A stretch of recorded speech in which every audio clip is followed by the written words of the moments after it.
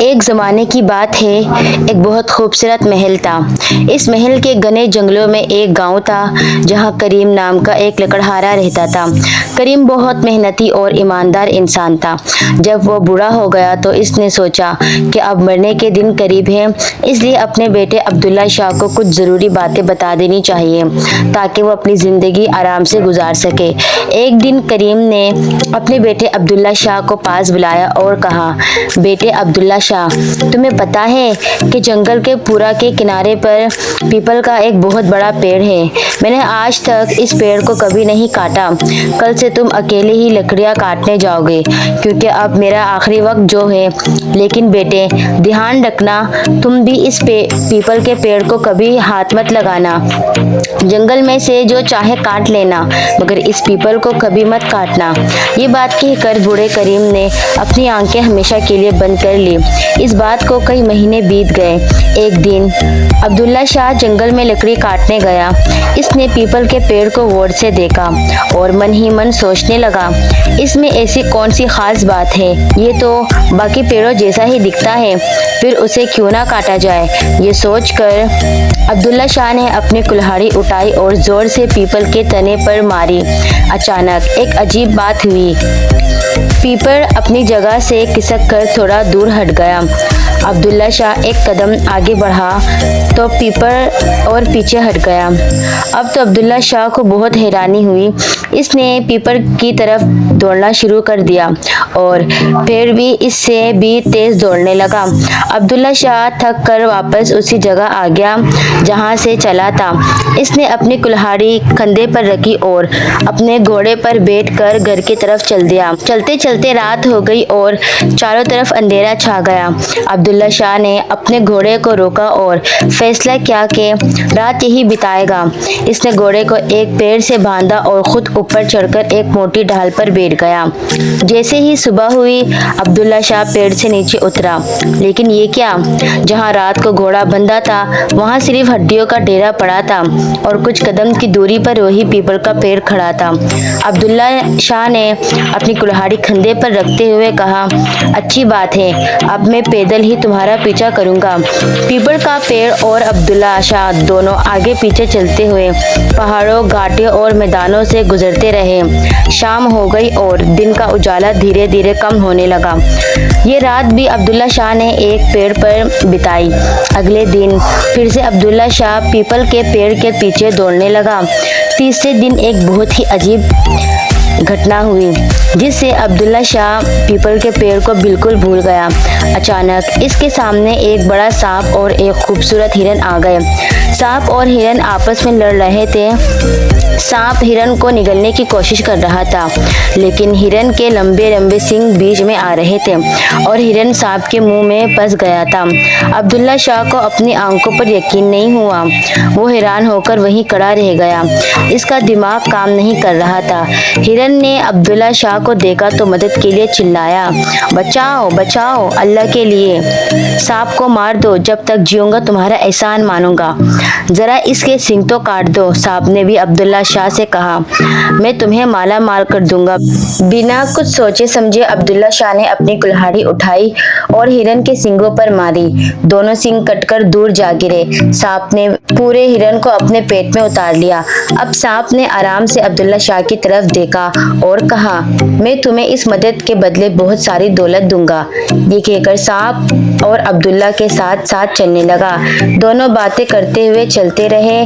راستے میں جھیل آ گئی۔ سانپ نے کہا، تم یہاں میرا انتظار کرو، میں ذرا نہا کر تازہ ہو لوں، اگر کچھ عجیب ہو تو ڈرنا مت۔ یہ کہہ کر سانپ پانی میں کود گیا۔ اسی پل تیز آندھی چلنے لگی۔ چیختی چلاتی ہوا کے ساتھ بارش بھی ہونے لگی۔ بجلی اتنی زور سے چمکتی تھی کہ لگتا تھا آسمان پھٹ جائے گا۔ کالے کالے بادل ایک دوسرے سے ٹکرا کر زور کی گڑگڑاہٹ پیدا کر رہے تھے۔ جب تک سانپ پانی میں نہاتا رہا یہ سب چلتا رہا۔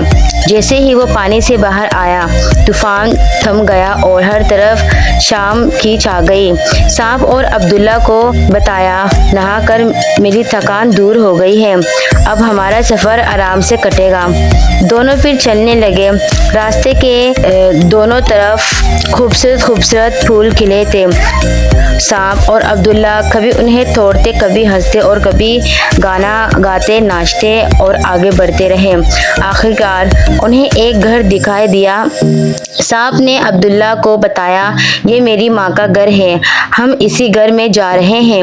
جب میری ماں کو پتہ چلے گا کہ تم میرے اچھے دوست ہو تو وہ خوش ہو کر تمہیں مزیدار کھانا کھلائیں گی۔ اور عبداللہ شاہ نے کہا، کھانے کو مل جائے بہت جمے گا۔ سانپ نے اسے سمجھاتے ہوئے کہا، خبردار، اگر کچھ کھایا تو کچھ مت کھانا، بلکہ میری ماں سے کہنا کہ مجھے آم کے پیڑ پر لٹکا ہوا چھوٹا سا آئینہ دے دو۔ باتیں کرتے ہوئے سانپ نے دروازہ کھٹکھٹایا۔ سانپ کی ماں نے دروازہ کھول دیا۔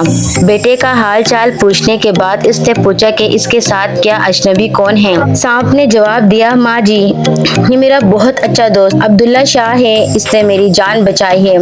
تو بیٹا اسے اندر لے آؤ، دو دودھ اور اچھا کھانا کھلا کر اس کی خاطر کرو۔ ماں نے کہا۔ عبداللہ شاہ گھر کے اندر تو چلا گیا، لیکن اس نے کھانے سے منع کر دیا اور بہانہ بنایا کہ اسے بھوک نہیں ہے۔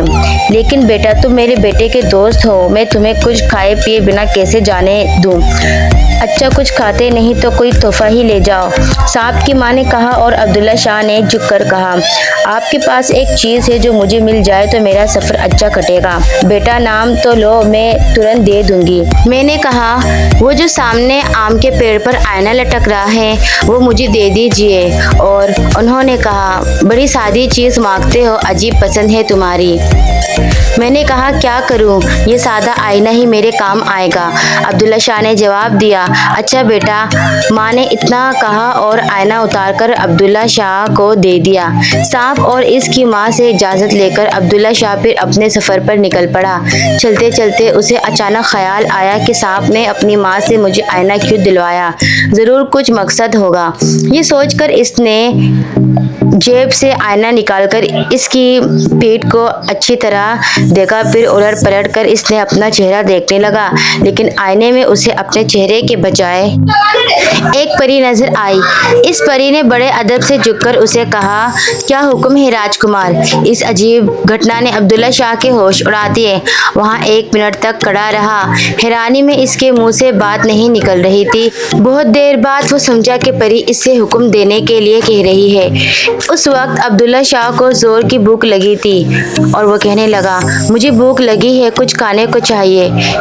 اس نے کہا، منہ سے شبد نکلنا تھا کہ اب عبداللہ شاہ کے سامنے ایک دسترخوان بچھ گیا جس پر طرح طرح کے کھانے لگے تھے۔ پری غائب ہو گئی۔ کھانا اتنا مزیدار تھا کہ بیچارہ عبداللہ شاہ سوچ بھی نہیں سکتا تھا۔ تو آئینے کا یہ مطلب ہے، عبداللہ شاہ نے دل ہی دل میں کہا، یقیناً یہ جادو کا آئینہ ہے۔ اس نے جیب سے پھر آئینہ نکالا اور اس میں جھانکا۔ پری پھر حاضر ہو گئی اور بولی، کیا حکم ہے راجکمار؟ اب بیچارہ عبداللہ شاہ کو کچھ نہیں سوچ رہا تھا کہ کیا مانگے۔ اچانک اسے خیال آیا کہ اس کے دیکھ بھال راجکمار کی طرح ہو گئی ہے، راجکمار کے لیے محل بھی تو ہونا چاہیے۔ اس نے زور سے کہا، میرا محل کہاں ہے؟ پلک جھپکتے ہی وہاں ایک شاندار محل کے مکے دروازے پر کھڑا تھا۔ وہاں راجاؤں کی طرح چلتا ہوا اور محل کے سجاوٹ دیکھتا ہوا اندر گیا۔ بڑے بڑے کمروں میں قیمتی قالین بچھے تھے، دروازوں پر بھاری پردے لٹک رہے تھے۔ عبداللہ شاہ آئینے کی کرامات دیکھ دیکھ کر حیران ہو رہا تھا۔ اس نے دل میں کہا، اس محل میں رہنے کے لیے میرے ساتھ میری رانی کا ہونا بھی ضروری ہے، اور یہ رانی اگر راجا کی بیٹی ہو تو وہ آئینے سے راجکماری مانگنی چاہیے۔ یہ خیال آتے ہی عبداللہ شاہ نے آئینے میں جھانکا۔ پری حاضر ہو کر پوچھنے لگی، کیا حکم ہے میرے سرکار؟ راجا کی بیٹی کو یہاں لے کر آؤ۔ عبداللہ شاہ نے ترنت حکم دیا اور دوسرے ہی پل راجکماری عالیہ اس کے پاس بیٹھی تھی۔ عبداللہ اسے پا کر بہت خوش ہوا اور اس نے اسی دن اس سے شادی کر لی۔ راجکماری عالیہ کے پاس اسی طرح اچانک غائب ہو جانے سے شاہی محل میں بہت ہنگامہ مچ گیا۔ नौकरों ने महल का कोना कोना छान मारा मगर राजकुमारी का कहीं कुछ पता नहीं चला। आखिर राजा ने हुक्म दिया कि पूरे देश में ऐलान कर दिया जाए कि जो शख्स राजकुमारी को ढूंढेगा उसे मुंह मांगा इनाम दिया जाएगा। राजकुमारी के मिलने की उम्मीद खत्म हो चुकी थी। एक दिन जमेली नाम की एक बुरी औरत महल में आई। इसने कहा कि वो राजकुमारी के बारे में राजा से बात करना चाहती है। जमेली को तुरंत राजा के सामने पेश किया गया। जमेली ने कहना शुरू किया, महाराज, आपके राज में राजकुमारी का कहीं सुराग नहीं मिला। इससे साफ है कि वो किसी ऐसे देश में चली गई है जो 7 समंदर पार है, और ये भी हो सकता है कि वो ऐसी जगह हो जिसके बारे में इंसान सोच भी नहीं सकता। राजा ने बेचैन होकर पूछा, तुम्हारी क्या योजना है? पहले तो आप लकड़ी का एक संदूक बनवाएं, फिर उस संदूक पर जस्ते की चादर मंगवाएं। संदूक इतना बड़ा हो कि मैं उसमें बैठूं और लेट सकूं, और मेरे साथ 9 दिन की खुराक भी रखी जा सके। जब मैं इसमें बैठ जाऊं तो आप इसका ढक्कन मजबूती से बंद करके खुले समंदर में फेंक देना। राजा को जहां भी जरा सी उम्मीद नजर आती खुश हो जाता। इसने उसी वक्त संदूक तैयार करने का हुक्म दिया। फिर जमेली को संदूक में बिठाकर 9 दिन की खुराक इसमें रख दी। इसके बाद ढक्कन अच्छी तरह बंद करके इसे समंदर में फेंक दिया। समंदर की लहरें जल्द ही संदूक को खुले पानी में ले गई। संदूक दिन रात पानी की लहरों में डोलता और बहता रहा। आखिर एक दिन सुबह के वक्त समंदर के किनारे मछुआरों ने पानी में जाल फेंका तो इनकी नज़र इस संदूक पर पड़ी। ये तट इस देश का था जहां अब्दुल्ला शाह का महल था। मछुआरों ने रस्सियों की मदद से इस भारी तक खींच लिया। संदूक को खोलकर देखने का शौक सबको था। जल्दी जल्दी ढक्कन उठाया गया। देखा तो अंदर जमेली बैठी थी। जमेली ने अपने बारे में बड़ी दर्द भरी कहानी सुनाई। इसने बताया कि इसके 2 बड़े बेटों ने उसे संदूक में बंद कर दिया और समंदर में बहा दिया ताकि बूढ़ी माँ से छुटकारा पाए। जमेली अपनी कहानी सुनाती जाती और साथ साथ रोती भी जाती। मछुआरों को जमेली के हाल पर रहम आ गया। जमेली ने कहा कि उसे राजा के पास ले जाए, अगर वो नेक दिल है तो जरूर मेरी मदद करेगा। मछुआरे जमेली को अब्दुल्ला शाह के महल में ले गए। वहां जाकर उसने राजा से बात करने की इजाजत मांगी, लेकिन उसे राजा के बजाय रानी के पास ले जाया गया। ये रानी वही राजकुमारी आलिया थी जिसकी तलाश में जमेली वहां तक पहुंची थी। जमेली ने उसे पहली नजर में ही पहचान लिया। इसने रानी को दर्द भरी कहानी सुनाई जो उसने मछुआरों को सुनाई थी। फिर इसने रानी से कहा कि उसे महल में सर छुपाने की जगह दे दीजिए, वो इसकी सेवा करेगी। रानी आलिया ने अपने शौहर अब्दुल्ला शाह से बात की और जब वो राजी हो गया तो इसने जमेली को अपने पास रख लिया। जमेली महल में रहने लगी। 1 महीना बीत गया। जमेली को कोई काम नहीं करना पड़ता था। महल का कोई नौकर भी काम नहीं करता था। सब काम अपने आप हो जाते थे। महल का हर हिस्सा साफ सुथरा और चमकता रहता था। खाने का वक्त आता तो मज़ेदार खाने खुद ब खुद आ जाते। जब अब्दुल्ला शाह घर में नहीं होता तो जमेली रानी आलिया के साथ घंटों बातें करती। वो रानी से कुरेद कर पूछती थी कि घर का काम कौन करता है, बाजार से सामान लाने वाला कौन है, बर्तन कौन साफ करता है और खाना कौन पकाता है। जमेली किसी तरह रानी से ये राज उगलवाना चाहती थी, लेकिन इन बातों का रानी को आलिया को पता नहीं था। जादू के आईने के बारे में उसे कोई खबर नहीं थी। वो जवाब देती थी, मेरे पति इन बातों के बारे में जानते हैं, मैं नहीं जानती। जमेली चालाकी से कहती, रानी जी आप इनकी बीवी हैं, वो आपको नहीं बताते कि घर का काम कौन करता है।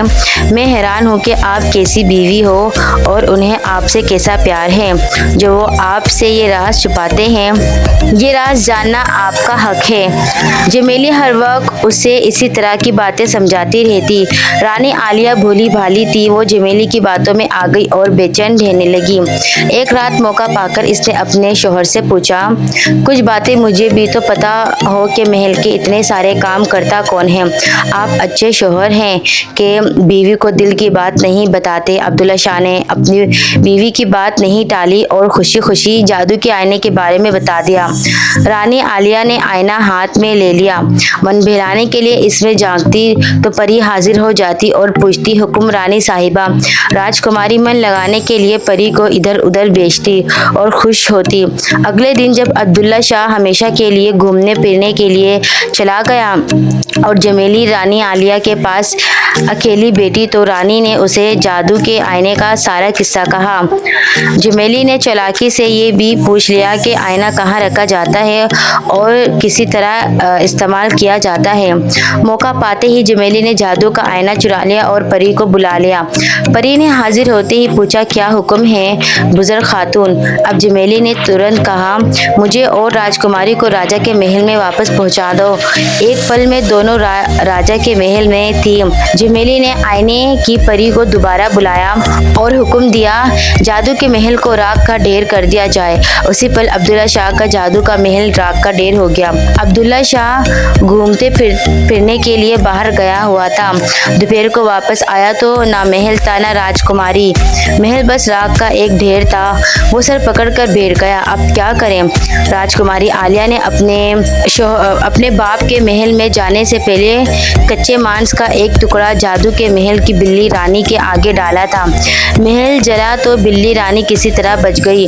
अब वो मांस का टुकड़ा ढूंढती फिर रही थी। अब्दुल्ला शाह भी बिल्ली रानी के साथ मांस का टुकड़ा ढूंढने लगा। टुकड़ा जल्द ही मिल गया। अब्दुल्ला शाह ने इस टुकड़े को 2 हिस्सों में बांट दिया। एक हिस्सा बिल्ली रानी के आगे डाल दिया और दूसरा अपनी जेब में रख लिया। अब यही टुकड़ा राजकुमारी आलिया की निशानी रह गया था। उसे जेब में डालकर वो राजकुमारी की तलाश में निकल पड़ा। वहाँ लगातार चलता रहा। पहाड़ और मैदान, नदी और नाले, दरिया और समंदर इसके इरादे के सामने कुछ भी रुकावट नहीं बन सकते। बस वो चलता रहा। आखिर एक दिन वो उस शहर में पहुंच गया जहां का राजा राजकुमारी आलिया का बाप है। अब्दुल्ला शाह सीधा शाही महल में गया और शाही रसोई में नौकरी की मांगी। इत्तेफाक से शाही रसोई में बर्तन धोने के लिए मददगार की जरूरत थी। अब्दुल्ला शाह का काम बन गया। अब वो किसी न किसी तरह राजकुमारी आलिया से मिलने के मौके की तलाश में रहने लगा। वो हर वक्त सतर्क रहने लगा। ये खबर उसे मिल ही चुकी थी कि राजकुमारी महल में वापस आ गई है। एक दिन अचानक शाही रसोई का बूढ़ा रसोइया विक्रम बीमार हो गया। अब्दुल्ला शाह ने उससे कहा, बड़े भाई आप बस देखते रहे, मैं सब खाना तैयार करके थालियों में सजा दूंगा। बूढ़ा विक्रम राजी हो गया। अब्दुल्ला शाह ने शाही रसोई की बताई हुई विधि के मुताबिक खाना तैयार किया और राजकुमारी आलिया में मांस का वो छोटा सा टुकड़ा भी रख दिया जो बीज जादू के महल से लाया था। वो राजकुमारी आलिया भी अपने पति से जुदाई की वजह से बहुत ही बेचैन और उदास थी। वो हर वक्त सोचती रहती कि अब्दुल्ला शाह को किस तरह ढूंढे। वक्त गुजरने के साथ साथ इससे मिलने की उम्मीद कम होती जा रही थी।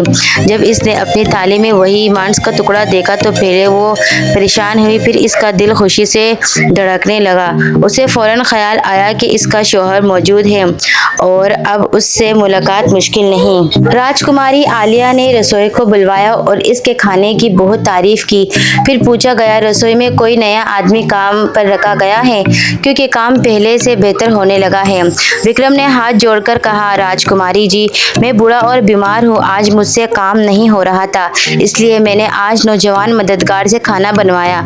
ये नौजवान कुछ दिन पहले ही काम पर रखा गया है। अच्छा लड़का है बेचारा।